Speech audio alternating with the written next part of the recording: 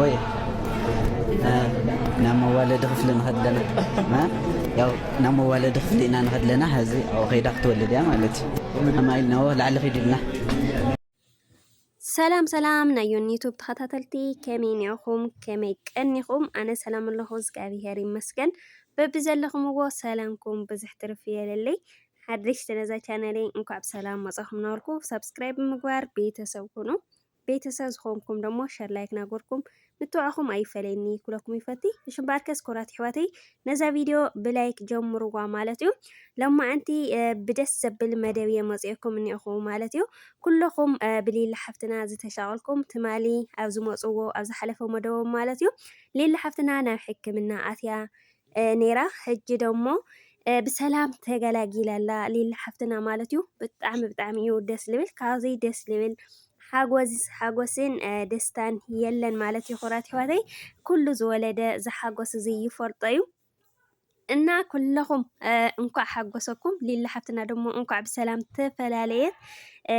ንኹሉ ቤተሰብ ደሞ እንኳዕ ሓጎሶ ማለት ይኹራት ሕዋተይ ብእውነት ኣነ ብጣዕሚ እዩ ደስ ይልኒ ማለት እዩ እና ሊላ ሓፍትና ደሞ ትሽዓንተ ወርሒ ዝኣክል ኣብ ከብዳ ጼራ ካብ ማንም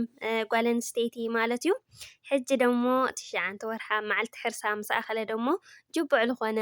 ወዳ ተገላጊላላ ሊላ ሓፍትና መግለፂ ሓጎሰይ መግለፂ ሲኢነሉ ማለት እያ ኣለይክስ ተኸነለ ውናይ ከምኡ ማለት እዩ እዞም ኣሕዋትና እንኳዕ ሓጎሶም ብእውነት ውልድካ ከምዚ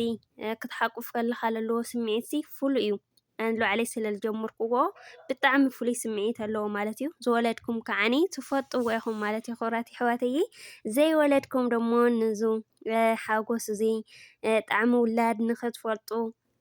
መድህኒ ዓለም ውላድ ይሃብኩም ማለት እዩ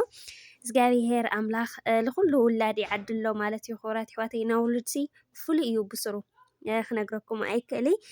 ብዙይ ከዓኒ ወለዳ ቤተሰባ ኩሉ ለሎ ደሞ ብጣዕሚ ተሓጒሶ ኣሎ ማለት እዩ ትማሊ ኣብ ዝሓለፈ መደብ ማለት እዩ ብጣዕሚ እዩ ተጸሊእዋ ነይሩ ከምዙ ዝረአኹምዋ ክብድድ ኢሉዋ ነይሩ ማለት እዩ ብኸዓኒ ላ ሕክምና ምስ ወሰድዋ ወዲያውን ክትወልዲ ኢኺ ተባሂላ እያ ማለት እዩ እና ኹራት ኣሕዋተይ ሕጂ ግን ሊላ ሓፍትና ሓሪሳ ልገዝኣ ተመሊሳላ ማለት እዩ ሓጎሳ ደሞ እናገለጸት ወዳና ሰዓመት ትርከብ ማለት እዩ ኹራት ኣሕዋተይ እና ኩለኹም እንኳዕ ሓጎሰኩም ብሊላ ሓፍትና ተሻዕልኩም ነበርኩም ውናይ ብሰላም ተገላጊላ ክንብለኩም ንፈቲ ማለት እዩ እና ለይወለድኩም ልውላድ የውቅዕኹም ልወለድኩም ደሞ ብጥበቡ ብመጎሲ ይዕብየልኩም ኹራት ኣሕዋተይ እና ሊልን ኣለክስን ኣሕዋትና ውሉድኩም ብጥበቡ ብመጎሱ የዕብየልኩም ማለት እዩ ብእውነት ኣብ ሕርስኻ ክቐርብ ከሎሲ ብጣዕሚ ኢኻ ትጨናነቕ ብጣዕሚ ለኻበደካ ደሞ ይኸድ ማለት እዩ ካብኡ ከዓኒ እንታይ ክገጥመኒ ይኾን ብሰላም ደ ክፈላለ ይኾን እናበልካሲ ብዙሕ ኢኻ ትጭነቕ ብዙሕ ትሓስብ ማለት እዩ ኹራት ኣሕዋተይ ግን ሻላ ፈጣሪ ሻላ ድንግል ማርያም ደሞ ኣብ መጨረሻ ብሰላም ተገላጊልካ ውልድካ ክትሓቁፍ ከለኻ ደሞ ብእውነት ብጣዕሚ ደስ ይብል ማለት እዩ ኹራት ኣሕዋተይ ካብ ውላድ ዝዓቢ ጸጋ የለይ ውላድ ልዕሊ ማንም እዩ እና ኹራት ኣሕዋተይ ብእውነት እዞም ኣሕዋትና ብጥበቡ ብመጎሱ የዕብየሎም ካብኡ ደሞ ኣጓላት ለልኽን ኣሕዋተይ ከዓኒ ዕልል ወላሎም 7 ጊዜ ማለት እዩ ናወዳትሲ 7 ጊዜ እዩ ልዕለል ይበሃል ናጓል ከዓኒ 3 ጊዜ ማለት እዩና ዕልል ወላሎም 7 ጊዜ ማለት እዩ ካብኡ ደሞ ሰናይ ትምኒትኩም ደሞ ገለጹላ ማለት እዩ ሊላ ሓፍትና እንኳዕ ደስ ወለኩም ደሞ በልዎም ማለት እዩ እዞም ኣሕዋትና ካብኡ ደሞ ድሕሪ ብዙሕ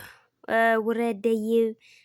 እዮም ሓሊፎም ላውዚ ውላድ እዚ በቂዖም እኒአው ማለት እዩ ኹራት ኣሕዋተይ ብዙሕ መሰናኽላት ላገጠሞም ጸኒሑ እዩ ፈጣሪ ጥዑም ከዓኒ ብሰላም ተራዳዲኦም ተዓሪቖም ደሞ ከምዚ ውልዶም ክሓቕፉ በቂዖም ኣለዉ ካብኡ ከዓኒ ሰብ ኮይኑ ለይገራጨ ለይበኣስ የለይ ግን ከዓኒ ኣፍቱ ክትሓርስ ዝቃረበትሉ መዓልቲ ብኸምዚ ተዓሪቖም ኣብ ጎና ብምህላው ብጣዕሚ ደስ ይብል ማለት እዩ ኹራት ኣሕዋተይ ብእውነት ብጣዕሚ ማለት እዩ ካብኡ ደሞ ማለት እዩ ለኹሉ ህዝቢ ርጉም ይኹን ሕያዋይ ይኹን በቃ ከም ግብርና ለይኮነ ማለት እዩ ግን لكل ولادي هبو فتار مالتي بونت بتعمي ولادسي لعلي ما نم سلالخنا لكل ولادي هبو أملاخ مالتي خوراتي حواتي أنا بتعمل سلادة سلبلني ولا زرواون طفي إنه الله مالتيو نسخاتهم دمو سنايتم نيتكم قلت اللهم خلقكم يفتي كاو خاني سبسكرايب ناغوركم لايك ناغوركم شير ناغوركم دمو سلين تتاوعني بطعمي يغني اللي مالتيو جنا سبسكرايب زي غوركم دمو سبسكرايب جوار يخم مالتيو خورات حواتي أنا دمو لا هاتم يحجوس يتأكم زوركم مدب دمو هزلكم كما تصيّ مالتيو سلازي نساتهم مبرتتعخم أيفليني كلكم يفتي دايما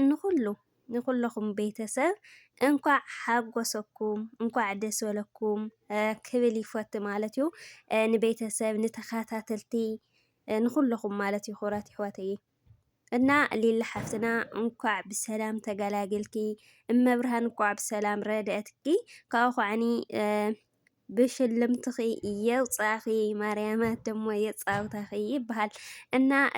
كورات فاتي نايلم معنتي مدبي نزيات مسل نيرا نايب السرات يا مالتيو